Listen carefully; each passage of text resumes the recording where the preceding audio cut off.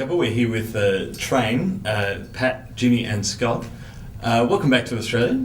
It's been a little while since you've been here, I think. Yeah, 6 years. A little while. Yeah, 6 years, that's a little while. It might even be considered a big while. I'm going to start this whole thing again. That's Why? It's going so well. Big while. I've never heard that. I like that. Yeah. I mean, let's just go from there. Big That's while. right. I get a songwriting credit if you ever release a song with that name. I have a feeling you'd want publishing on that one. Yeah. Only if it's really big, you know. It'll be a big while. Yeah. Now I'm just confused. Yeah. So you got a 5, 4, 3, 2, 1. 5, 4, 3, 2, 1. Bang. Okay, go.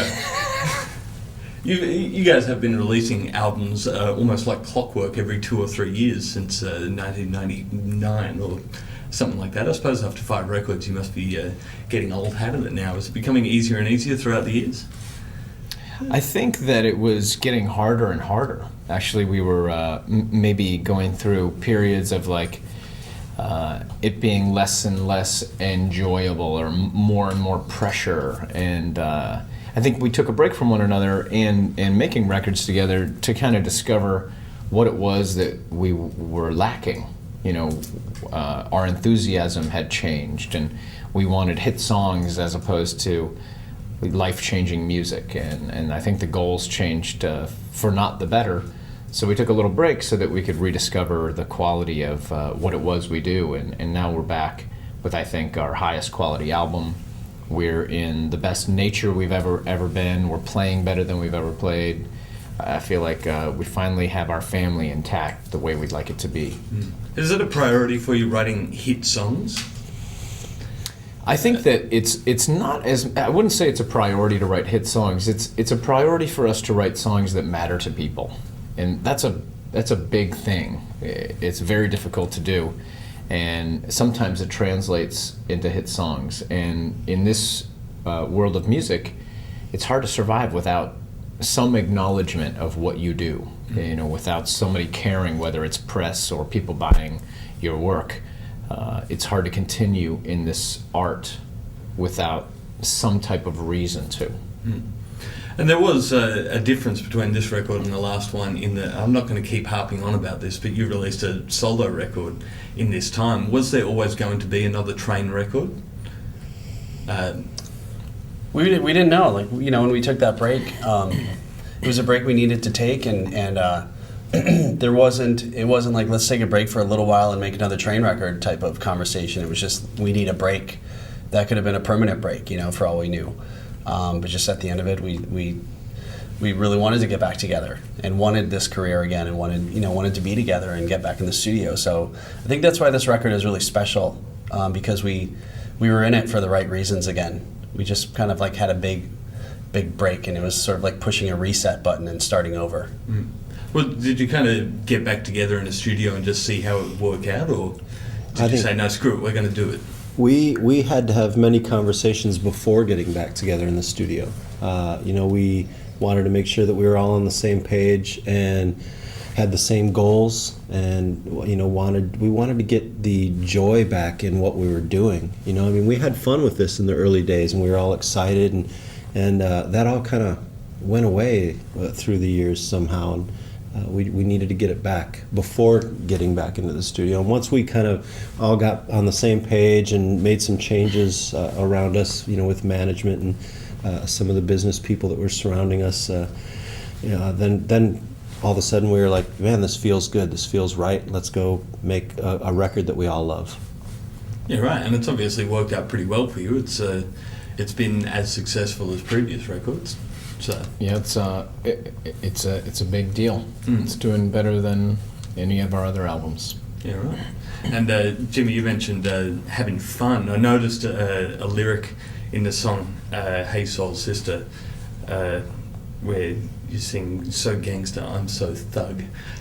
I'm taking a wild guess and saying this is you being fun, or I don't know. We only just met. Maybe you are. Maybe you are gangster. I'm pretty gangster. And you should see his wife. She's a thug. Super thug. Yeah, girl. It's crazy. No. Like, that's for Like- real shit right there, dog. Yeah. No. Of course, I mean, if you know me, you go like, that is a very funny line. Like, I couldn't be less gangster. Yeah. And, but that's the fun part about being able to do what we do. I think that a great song, in my opinion, the songs that I love a lot, tend to have a little bit of comedy in them. Some sense of, something fun or funny. And that's like a great movie to me. If it's a great drama, there's got to be a moment of hilarity there somewhere. Mm. Even if it's unintentional. Yeah. And not that yours was unintentional, but Sure. in a drama movie. I mean, when you write fried chicken in a song, what the hell are you thinking? You don't write fried chicken in a song. Yeah, well, you might. I write fried chicken in a song. I don't know why you keep stepping on my stuff. Didn't Ludacris, the rapper Ludacris, had an album called Fried Chicken, didn't he? I have no idea. Well, I know see, that if you were gangster, I know you would know that. That's true. It's not all fun and games, though. I mean, right at the end of the record, you got the very poignant song "Marry Me," which is a very serious side of the band. Is it a strange feeling, sort of being so brutally honest in front of so many faceless people? Not faceless, but people you don't know. Not really. I don't think, I think as time goes on, it becomes easier to be ourselves. There was a period where I think we all struggled with who that was. Trying to find out who you are as a human being is difficult enough, but to try to find out who you are as a band is very difficult, because some people want to be one thing and other people want to be something else, and you have to let time decide for you what you are. And so I don't think that there's anything embarrassing. There's nothing that I'm not afraid to say, even if I have to apologize afterwards. I at least want to be honest about things and authentic. Do you have to apologize often? Well, I will after this interview. Yeah. And you know that. I mean, I've already said what, half a dozen things that have offended you. I'm horrendously offended. I know. But that's okay. Well, you're Scott's going to have to horrendous. apologize to your wife, too, so... Yeah. I'm not talking to her, man. You don't mess with her. Yeah, I take it she's not in the country right now, or... No, I'm safe. Yeah, She won't ever see this. Yeah. She's back home. All of our family is back home. Yeah. Yeah. Well, that's great for you. I think, No. Well, or is it? Now I'm confused.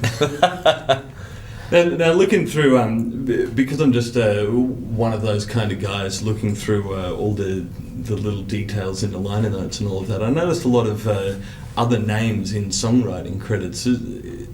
Are you collaborating with these songwriters, or are they producers? I mean, what kind of input do these people have to the finished product of a Train record? Well, I think that one of the goals that we had on this album was, let's make the highest quality Train record we can make, and so we all wrote with many different people. We all got in different rooms with people to influence what we were able to bring to one another.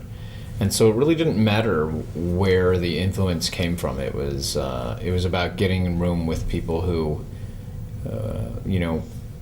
know how to inspire what we do.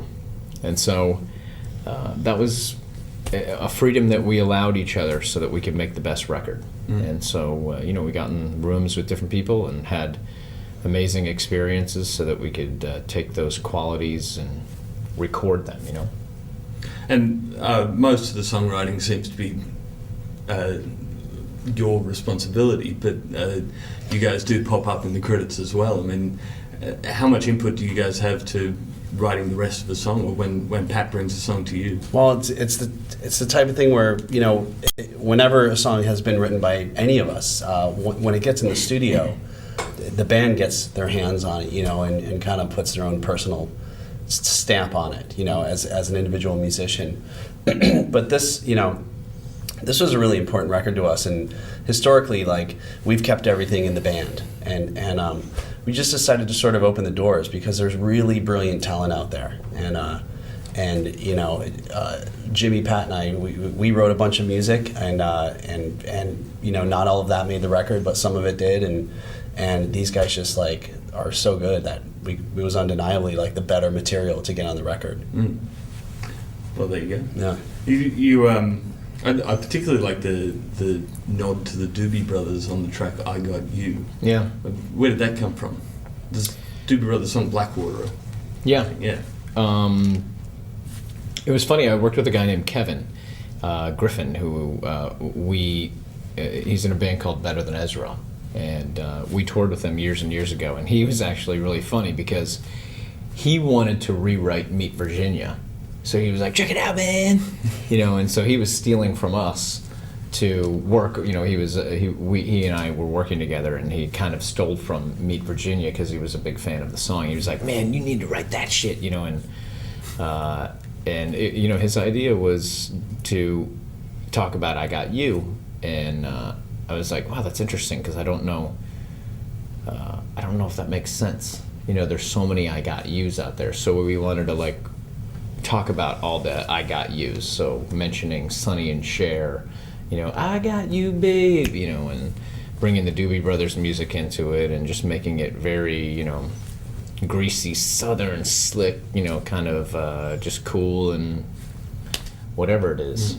Because you do have obviously some older influences. I mean, I think there's quite a Motown influence in the band. Correct me if I'm wrong.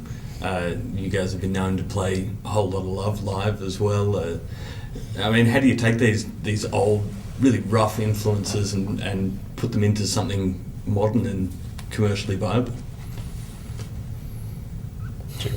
Well, I Magic? think we're all influenced by everything we hear, but our roots are in classic rock, and now we're into the more modern pop rock. But I think we're constantly listening to music and old and new and borrowing from it. Once we get into a room and write. We've gotten into a room before and said, "Hey, let's try and write like a Ramble On or a U2 song or an Excess song or something." And by the time we draw our influences and spit out a finished song, it kind of just sounds like Train. Mm. Well, that's pretty lucky. Yeah. I guess. Yeah. Well, anyway, everyone out there should go and buy the record. Thanks a lot for coming in, guys. Yeah, thank you. Yeah. Thanks. Cool, man. Thank you. Thanks.